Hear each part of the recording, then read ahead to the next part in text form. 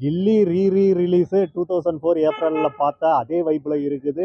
அப்போ வந்து 5.1ல் இங்கே ஆஸ்கரில் 3 தேட்டர்லையுமே போட்டிருந்தாங்க. இப்போ பார்த்தீங்கன்னா 7.1ல் சரௌண்டிங் மிக்ஸில் கொடுத்துருக்காங்க. ரொம்ப வைப்பாக இருக்குது அப்படின்னு சொல்லலாம். இதில் இளைய தளபதி விஜய் வந்து அப்போ பார்த்த மாதிரியே இப்பயும் எந்த பிசுறு இல்லாமையே எல்லா எடிட்டிங்கில் வந்து எல்லாம் கொஞ்ச நாச்சும் மிஸ்டேக் இருக்கு, ஒரு மிஸ்டேக் கூட இல்லை அப்படின்ட்டு சொல்லலாம். வேற மாதிரி இருந்துச்சு ப்ரோ படம்லாம் சீரியஸாக. அதுவும் இல்லாமல் வந்து தேட்டர் வைப்லாம் வந்து அவ்வளோ சூப்பராக இருந்துச்சு.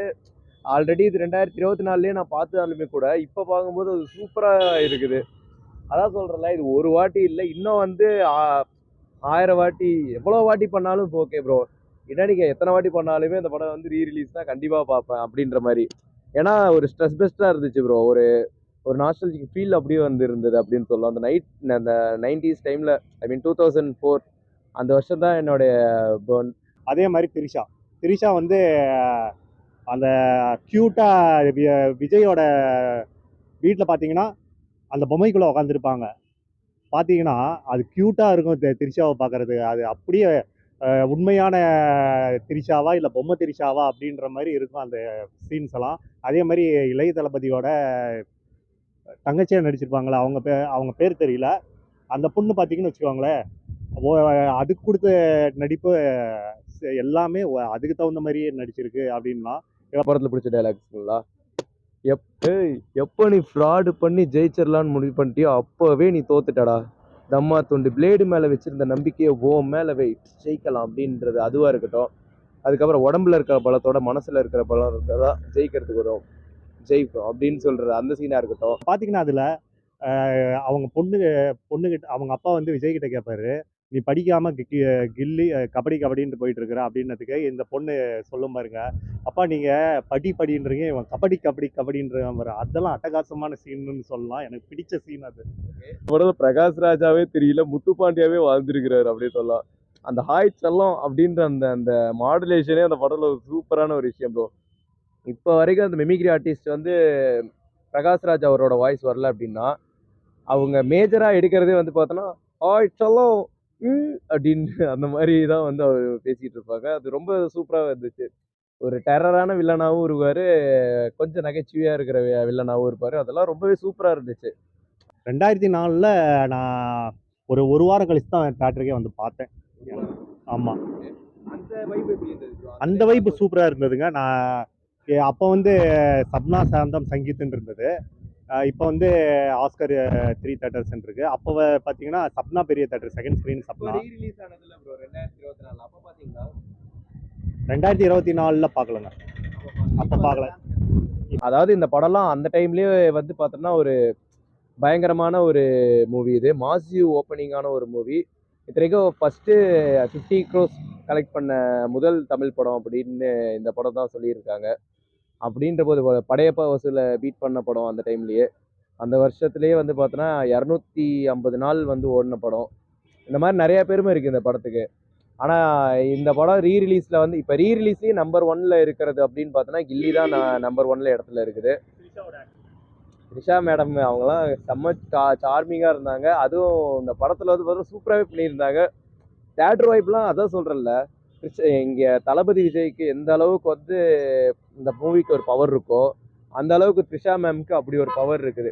இப்போ எனக்கு அர்ஜுனர் வில்லு அந்த பாட்டு வந்து பார்த்தீங்கன்னு வச்சுக்கோங்களேன், செம வைப்பாக இருக்கும். அந்த ஒத்த ரெட்டை கையில் பின்னாடி கீழே கழட்டி மாட்டுறது.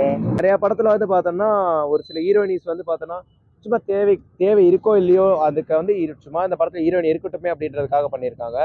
ஆனா இந்த படத்துல வந்து த்ரிஷா அவங்களுக்குமே வந்து பார்த்தோன்னா வேலை வாங்கி இருக்கிறாங்க. அதுதான் இந்த படத்துடைய மேஜர் பிளஸ். இன்னொரு மேஜர் பிளஸ் யாரு அப்படின்னா தாமு, ஓட்டேரி நரி. அந்த கேரக்டரே வந்து பார்த்தோன்னா ஒரு மாதிரி சூப்பரா இருக்கும். எனக்கு அப்பயே ஒரு யோசனை என்னன்னா, அந்த அந்த டைம்ஸ்ல வந்து பார்த்தோம்னா வடிவேல் சாரா இருக்கட்டும், விவேக் சாரா இருக்கட்டும், இன்னும் நிறைய பேர் அந்த டைம்ல வந்து காமெடியில பீக்ல இருந்தாங்க. ஆனா அந்த டைம்ல வந்து தாமு அவராலேயே நான் என்னால இவ்வளோ காமெடி பண்ண முடியும், இந்த படத்தை வந்து கொண்டு போக முடியும்ன்றதுக்கு இந்த படம் ஒரு பெஸ்ட் எக்ஸாம்பிள் ப்ரோ. எனக்கு கொக்கர சாங் வந்து எனக்கு பிடிக்கல. அந்த கடைசி சாங் அப்படி போடு, அந்த சாங் எனக்கு வைப்பாக இருக்கும். சகர் இசையெல்லாம் வேற லெவல் அப்படின்னு சொல்லலாம். அதே மாதிரி இது பிரகாஷ்ராஜ், ஏய் செல்லம், அந்த இதெல்லாம் எங்க மியூசிக்ஸ்லாம் அந்த சவுண்ட் எஃபெக்ட்ஸ்லாம் ரொம்ப சூப்பராக இருந்துச்சு ப்ரோ. ஆக்சுவலாக அந்த படத்துக்கு நான் 2024 பார்க்கும்போதுமே சவுண்ட் மிக்சிங்க்கு நான் அப்போ வந்து பார்த்தோன்னா எல்லா படமும் ரீரிலீஸில் வரல. இப்போ அப்போ கில்லி ஸ்பெசிஃபிக்காக வந்தது, வாரணம் மரம் 3 அந்த மாதிரி தான் படங்கள் வந்துட்டு இருந்துச்சு. அந்த டைமில் வந்து பார்த்தோன்னா சவுண்ட் மிக்சிங்க்கு ஒரு ரீரிலீஸ் படத்துக்கு இவ்வளோ பார்த்து பார்த்து சவுண்ட் மிக்சிங்காக இருக்கட்டும், அதே மாதிரி எந்த இடத்துக்கு பிசிறு அடிக்காமல் இருக்கட்டும், எடிட்டிங் ஒர்க்காக இருக்கட்டும், எல்லாமே சூப்பராக பண்ணியிருக்கிறாங்க இந்த படத்தில். திரிஷா வந்து தப்சியோட பாப்பா அப்படி பார்த்தா இப்போ இது பிரகாஷ்ராஜோட இதுக்கே வந்துருவா அப்படி ஆயிச்செல்லாம் எங்க இங்க இருக்கிற அப்படின்ற இது ஸ்டான்ஸ் எல்லாம் இது பண்ணோம். அதே மாதிரி பார்க்கும்போது எனக்கு லைட்டாக கண்ணே கலங்கிருச்சு. அது இந்த படத்தில் ஃபேமிலியாக வராங்க பார்த்தீங்களா, எனக்கு என்னோட ஃபேமிலியை நான் கனெக்ட் பண்ணிக்க முடியும் அப்படின்ற அளவுக்கு தான் இருந்துச்சு. இவங்கெல்லாம் வந்து ஒரு படத்தில் வந்து கேரக்டராக மட்டும் இல்லாமல் அந்த அந்த ஒரு ஃபேமிலியாகவே வாழ்ந்துருக்கிறாங்க அப்படின்னு சொல்லலாம். இவராக இருக்கட்டும், விஜய் வந்து பிரகாஷ்ராஜ் அடிச்சுட்டு போலீஸ் ஸ்டேஷன்ல போய் பிரகாஷ்ராஜ் கம்ப்ளைண்ட் பண்ணும்போது குறைவாங்க பார்த்தீங்களா, ஆர்ட் வரைவாங்க பார்த்தீங்களா, ஜெமினி கணேசன் ஆர்ட். அப்பா ஜெமினி கணேசன் பாட்டு பாடவா பாட்டு கேட்கவா, நான் இவனை கேட்டா ஜெமினி கணேசன் உரைச்சிருக்கிறான்ப்பா அப்படின்ட்டு போலீஸ்காரனை அடிக்க போவா அப்படி இல்லையா. அதெல்லாம் சூப்பர் இதுன்னு சொல்லலாம், சூப்பர் காமெடின்னு சொல்லலாம். இன்னொன்று விஜய் அவரோட அப்பா நடிச்சிருக்கிற அஸ்வத் சாரா இருக்கட்டும், அவர் எல்லாமே வந்து சூப்பராகவே பண்ணியிருந்தாரு. எனக்கு அந்த அந்த கேரக்டர்லாம் ரொம்ப பிடிச்சிருந்தது. இன்னொன்று வந்து சாங்ஸு, இந்த படத்தை பற்றி சொல்கிறதுக்கு முன்னாடி இந்த படத்துக்கு வந்து பெரிய கிரெடிட்ஸ் யாருக்கு கொடுக்கணும் அப்படின்னா 100% சீரியஸ்லி வித்யாசாகர் சார். ஏன்னா மனுஷன் பிஜிஎம் எப்படி யோசிச்சிருக்காரு தெரில, இறங்குற சாகில் டக்கு டக்குன்னு அடிக்கிறாருங்க பிஜிஎம்மையே, இறங்கி அடிச்சு குத்தி இருக்கிறாரு படத்தில். ஃபர்ஸ்ட் சீன்ல அந்த ஃபைட்டு வந்து ரியலா பார்த்தா கூட அப்படி இருக்காது, ஆனா சூப்பர் ஃபைட்டுங்க அதெல்லாம். டிவிகே ஃபேன்ஸு இளைய தளபதி ஃபேன்ஸ் தாங்க இந்த படத்தை கொண்டாடுறாங்க அப்படின்னு சொல்லலாம். நீங்கள் வித்யாசாகர் சாரோட கெரியரில் எத்தனையோ வந்து கெரியர் பெஸ்டான படம் இருந்தாலுமே கூட இப்போ இருக்கிற ஜென்சி கிட்ஸுக்கு வந்து தெரியும் அப்படின்னா அது கில்லி தான் ப்ரோ. அந்த கில்லியோட அந்த டாப் வந்து வித்யாசாகர் சார் எங்கேயோ கொண்டு போயிட்டாரு. அப்பயே இது வந்து 160 டேஸ் ஓடினதுங்க, 160 டேஸ்க்கு மேலே ஓடினது. இப்போ அடிச்சுக்கவா வேணும், இன்னைக்கு தான் ரிலீஸ் ஆகிருக்குது. அதுவும் மார்னிங் ஷோ ஃபுல்லு, 6 மணி ஷோ ஃபுல்லு, 10ல் அடக்க விடுங்களா அதிகமாக கொடுக்குறாங்க.